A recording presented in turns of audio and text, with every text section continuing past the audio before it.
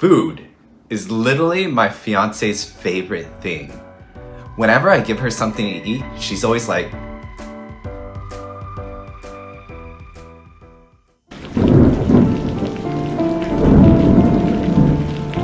I mean, I swear, her taste buds are like Gordon Ramsay, but honestly, I can't blame her because my motto is, I can eat the same thing for months.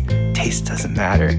I mean, to give you an idea, this morning, my go-to smoothie is 2% non-fat Greek yogurt, 5% almond milk, and 90% kale.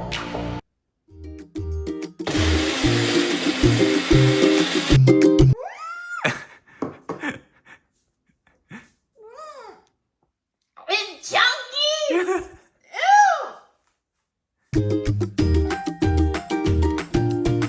Yeah, it's pretty good. It's healthy. The reason I'm telling you this is because we can never lose weight. Between her fancy taste buds, which in my opinion is all high calorie foods, and Michelle calls my cooking functional cooking, I know we ain't losing weight. So let's just go and cut a deal with her.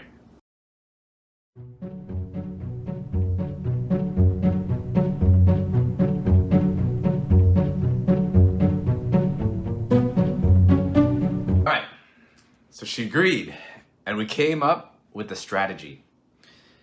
So here's the simple strategy, which has two parts. One, how many calories we eat, and 2, gym sessions. So for 6 days straight, we're getting at a caloric deficit of this many calories, negative 500. And then the last day, we can eat whatever we want. And so the thought process is, this is a whole week, for 6 days, that's negative 3,000 calories, and I hope we just lose weight. For the gym, we're gonna try to maintain our strength. We're going to make sure that if we're bench pressing 200, 100, whatever, we're at that same strength. And the reason why I'm telling you this is because it sounds simple, but emotionally, it was difficult. Day 1, we were fired up. Our plan was I would make breakfast, Michelle would take care of dinner, tastier but higher calories. I had already planned 2 things to make. 1, spinach, mushroom, cucumbers, and cherry tomatoes. 2, sourdough bread, avocado, bacon, and eggs. Honestly, I felt like we were killing it. 380 calories for all this? Woo. I felt like we were experiencing a mental fog. During our self-growth time, I read the same sentence 5 times, and I turned to Michelle and said, "Babe, I'm so hungry." Wow, must be nice. You can eat 1,700. I only can eat 12. Then I remembered back in college, there was one simple trick I used. I chug a 1/4 of the gallon of water, and I kid you not, it worked. My stomach was full of water, my energy levels are still low, but at least my stomach stopped growling at me. I just needed to survive till the dinner because that was the big meal. Michelle is an amazing cook and baker, but I'll save that for another video. I mean, look at this. But once again, I thought, how am I going to survive this? This bowl is half of what I normally eat. And you guessed it, water. The reason I'm telling you how hard eating at a caloric deficit is because I was thinking, day 1 is like our relationship. We had a solid plan, we supported each other, I made breakfast, Michelle made dinner, but things don't always go according to plan. We had to think on the fly. We felt so grumpy, hungry, frustrated, but we freaking did it. We conquered day 1. Day 2, we woke up and quite frankly, we were not as fired up as we normally were. But walking on the scale reminded me I can't only use a scale to track my progress. So Michelle helped me measure my neck, bicep, chest, stomach, and leg just to establish a baseline. Breakfast was super tasty and helped to lift our spirits. I mean, who wouldn't like my cooking? Self-growth reading was also pretty good. Honestly, our energy was so amazing. I turned to Michelle and asked, "You want to go to the gym?" Fine! I don't know if you've ever worked out on a calorie deficit. The feeling sucks. The gym today was super hard, especially that lower back workout. Every time I did the workout, I felt like I was going to pass out. And the reason I tell you this is because day 3, I felt like I was riding on a roller coaster. And at the lows, I was so hungry and irritable. And at the highs, I was excited and pumped. Despite the craziness, I wanted to keep going and prove to myself this was worth it. Day 3, I was humbled. And I'll explain why. You see, I've been lifting ever since I was a freshman in college. I even used a scale to measure my calories, but my weight never got below 150 pounds. Bruh. Michelle only started last year. And guess what? Turns out she has the solution to my problems. She uses a data-driven approach of computing calories, aka an app. I use a scale, but I subconsciously log all the calories in my mind. Oh no! You want some chocolate? I'm gonna eat one. No, I'm maxed out! For me, day 3 was going to be different. I was gonna start tracking calories. This is me doing it. Hey babe, how do I use the app to add an egg? How do I add the Power Greens to the app? How do I add bacon to it? By the end of the day, I was more hungry than ever. Turns out, I've been overeating protein by 2 times my daily intake. The reason why I'm telling you this is because day 3 felt like listening to a Tony Robbins speech. You think you've got life all sorted out and you don't need any help, but then you realize you're doing it all wrong. Day 4 felt different. I don't know if it was the caffeine or the amazing sleep we got last night. We were in the flow. We quickly took our measurements, ate breakfast, and plowed through self-growth reading. Today for dinner, Michelle made boko... Okay, that doesn't sound right. All right, I apologize for all my Vietnamese speakers. It's baka. I hope I got that right. Anyways, I'm not Vietnamese, so Michelle's gonna say it better here. Ooh, what is that? Baka.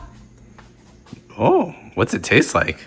Kind of like a stew and a curry mixed together. And then we're gonna eat it with noodles. Dang, looks good. Smells very beefy. Why'd you make it? Oh, my mom gave us a shank, and I kind of wanted to try it because my family used to go to Tiki Noodle and my dad would order it like crazy. Michelle always has a great story about why she makes these amazing dinners and all these baked goods. Day 4 brought me back to the day Michelle and I first worked on our first TikTok video. It always takes forever to take the first step, but once you do, there's no going back. Day 5, Michelle and I felt like we were finding our rhythm. So right now I'm gonna tell you why you've been seeing us read self-growth books. Aside from loving self-growth, we believe real change comes from sharpening the mind. especially if you're trying to lose weight. I know so many people that have tried keto, intermittent fasting, portion control, but it only lasts a few months before the weight comes back. The issue is people don't have a strong enough why. If you really want to lose weight and you want the weight loss to be permanent, I recommend this book. It's not a fitness book, but it tells you real change comes from knowing your why.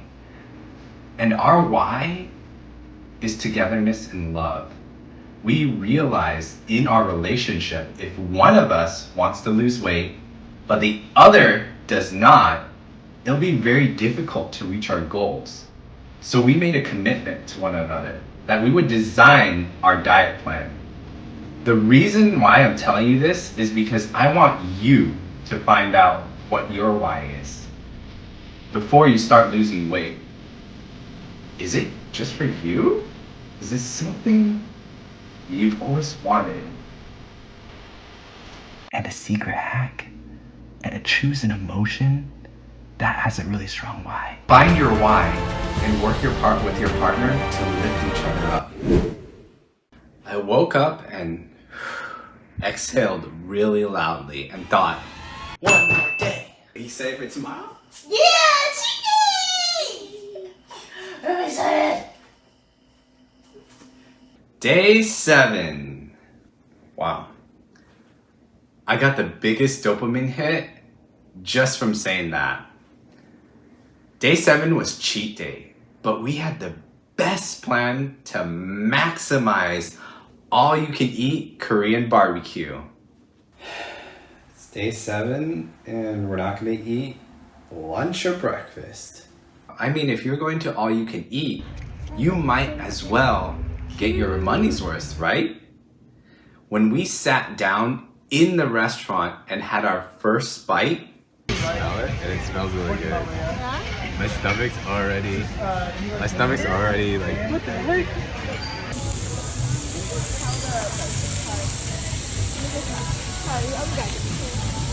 First bite.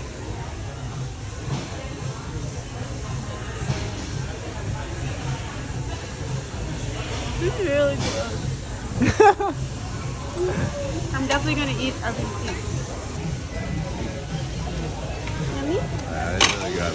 Thanks. man, that meal was so good. But let's take a look at the numbers. Okay, now I'm gonna show you my results for week 1. The first thing is my weight.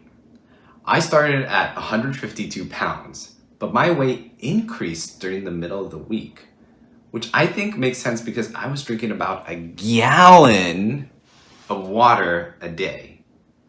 Day 7, I'm happy to see I didn't go above 152 pounds or back to it, which means this thing is working. The body measurement data was weird because it looks linear on the graph over here.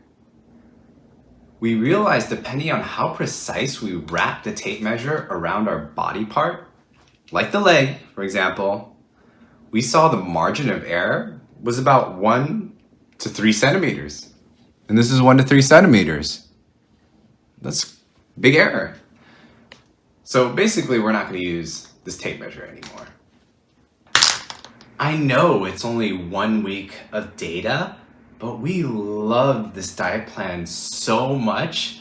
We're actually now in our 4th week of trying this out. And big secret, it looks like it's definitely gonna work. Which is a big relief. Last week, we even got our bodies scanned to get a more accurate reading, but I'll share this with you guys in the next video. If you like this video, please subscribe, share, and like. We've got so many other cool things to share with y'all, but for now, we'll see you in the next one.